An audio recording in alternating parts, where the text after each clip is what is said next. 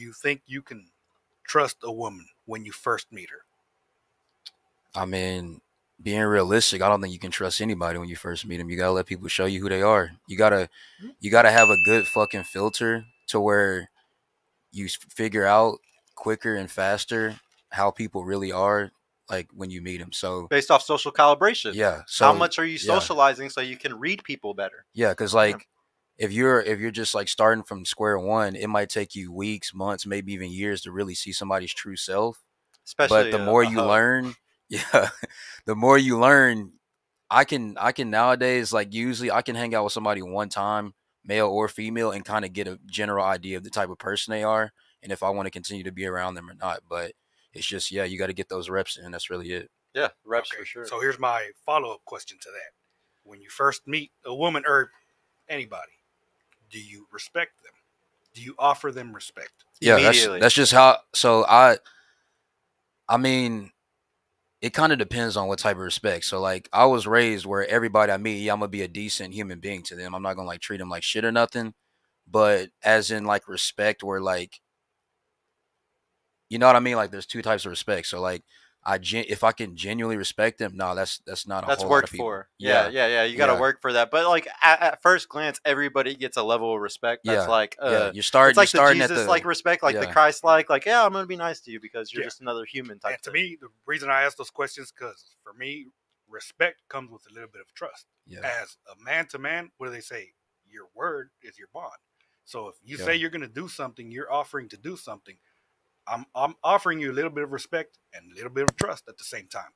Then again, you get one time, one chance to make that respect solid, to make that trust grow. Right there, that base level where we start at, it's up to you how you respond, whether it grows or I just lose respect and trust for you. So for Yeah. me, a baseline for anybody and everybody, whether it's men, women, there's a level of respect and a level of trust. And I appreciate my dad is, he said, you treat everybody with respect until they give you a reason not to. Yeah. Same with trust. You give everybody a little bit of trust until they give you a reason not to.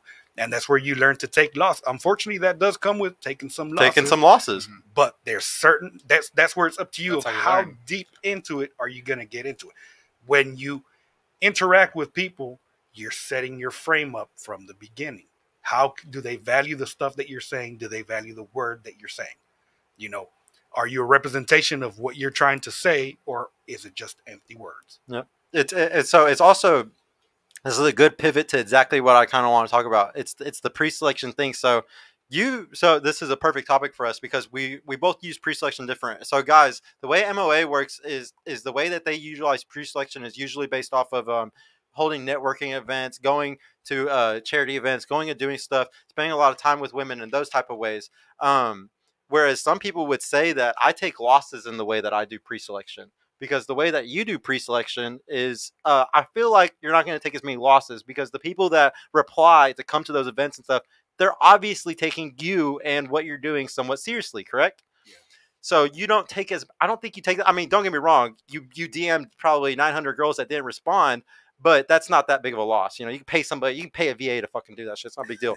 So you're not taking a loss. But for me, it's like him. For my pre-selection game, I have to constantly test the women that I'm becoming friends with. And some of them reciprocate. And I will end up you can tell that's a real friendship and a real thing. But some of them, they don't at all. Does Michael talk about anything like that? Or have you learned anything in MOA, like to deal with women kind of exactly like what he's saying? Like, how do you handle women, or what does he teach to how to handle women in those? Because I know for me personally, even in my way, I'm going to take some L's. Not every girl is going to be a good friend. Like sometimes you're going to be the good guy up front and then they're going to show their colors and show that they're not going to reciprocate. Yeah. What does he say for in those situations? You know, just take your L and walk away or not even get into those situations? So he kind of describes like this circle where you got like smaller circles and they get bigger and bigger. So you got your inner circle, people you really fucking trust, people you really fuck with, you fucking catch a bullet for them. Then you got people outside that circle where you fuck with them. You haven't been around them enough to trust them 100% like that, but you're open to them moving into the inner circle. Mm-hmm. Then you got people outside of that. They're kind of like people you just meet, acquaintances, and they can move in or move back out. And then outside of that, you got people where you like, I don't really fuck with them, but I might have to be around them, so I'll just kind of like keep my distance, keep it cordial. Then outside of that, you got people you like, nah, fuck this motherfucker. Like, I don't fuck with him at all. So, okay. Yeah, and it goes for men and women. So, yeah, it's kind of like that. I like that. You got to put people in categories, bro. Like, there's not everybody is gonna make it to the inside. You know what I mean? Yeah. No, but that is a good way to put it. But at the end of the day, I really feel like, guys, when you're trying to use pre-selection to like gain friends or gain a like do social circle game, and like have a lot of pretty women in your social circle, you're gonna take a few losses. Like he's saying, you're gonna take some L's. But the good thing about the L's is you learn. This girl is the type that she's not fucking real. She doesn't fuck with me. We're not fucking cool at all. Like you're saying, she's on the outside ring, or maybe just she's still gonna jump in for pictures and videos and stuff for pre-selection use. Yeah. So she'll be like on the I'm not fucking with you anymore, but on the very outside, you know, or maybe the acquaintance ring or something, you know. I really like how you describe that though. I really think that's like the best way to put it is like it's like an onion. It's onions, guys, layers. I've got somewhat of an analogy that I like to use. Especially when we get into these type of conversations. Like when you're a little kid, you're at the playground, you get on the seesaw. Sometimes there might be somebody who wants to join you or not. But then when somebody decides to join you, it's up to both of you to give equal reciprocating effort. And you can kind of feel the effort they're giving. And the moment I feel you give me a weak half one not really put into it, okay. So is it still as fun to jump on it? Yeah. Exactly. And then you get some where you feel you're giving it your all and they're kind of just going for the ride. And that's how you're measuring everybody that you interact with. And then talk about leverage right there.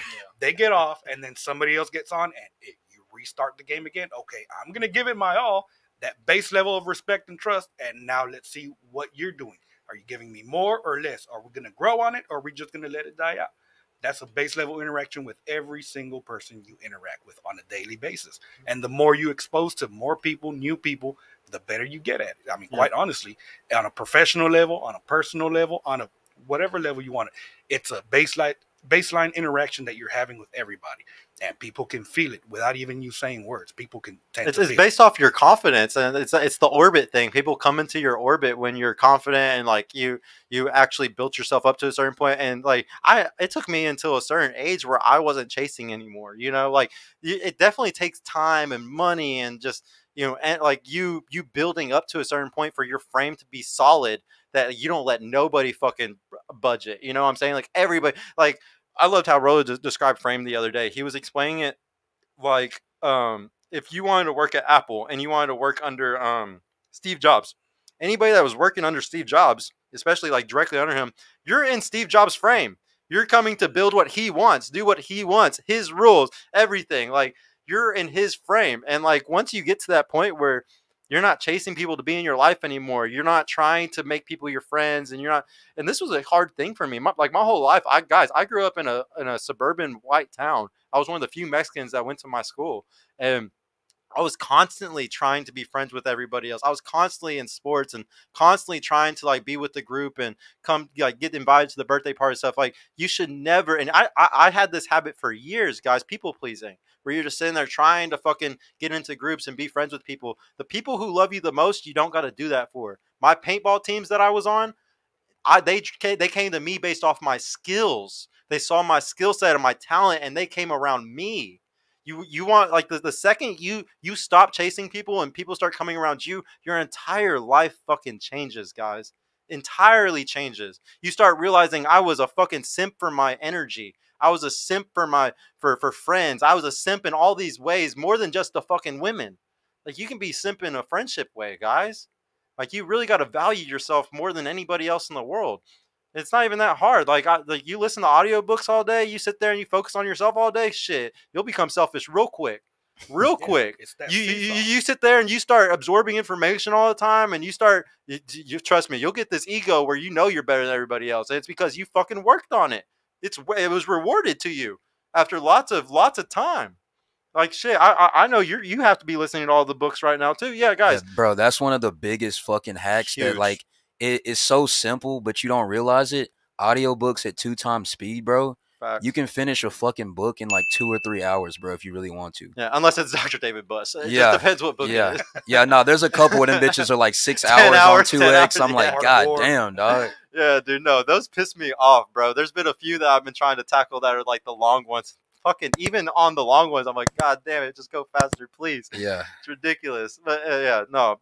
Guys, the books, like listening all the time, shout out to The Compounding Effect, one of my favorite books. Like he talks a lot about how you got to fucking be listening all the time in the car, working out, whatever it is. There's so much free time where you can be listening to something, especially fucking driving. Oh my God. If you're driving and you're not listening to shit, you're fucking failing so hard at life. If you're listening to music, you're failing pretty hard at life. Guys, I don't listen to music unless I'm at the club. I know that sounds fucking stupid, unless or somebody sends me like a song or something. Don't get me wrong, I'm behind on the culture. And I even teach guys. This is the opposite of what I teach guys sometimes, because sometimes I teach guys, y'all need to be a part of the culture to be able to get some of these bitches sometimes. But shit, the only way to get your knowledge up is fucking separating yourself from the whole culture completely. It sucks, but it's just the truth. Hey y'all, Sergio here. I just want to mention I've created a completely free guide that shows you exactly how I went from having low confidence and being painfully awkward around women to easily meeting and dating numerous high-quality, desirable women in real life without the use of any dating apps or social media. So if you're struggling to get out there, if you have approach anxiety or don't know what to say or how to interact with women to make them want you, and are sick of using dating apps with low-value girls that hundreds of other guys have been chatting with, click the link in the description below to grab your free guide right now. And if you want private mentorship with me personally to help guide you every step of the way in this process, check out my mentorship program in the description too. I would be happy to help you reach your dating goals and overcome any obstacle you may face. And trust me, if I can do it, you can do it too. I hope to see you soon. Peace out.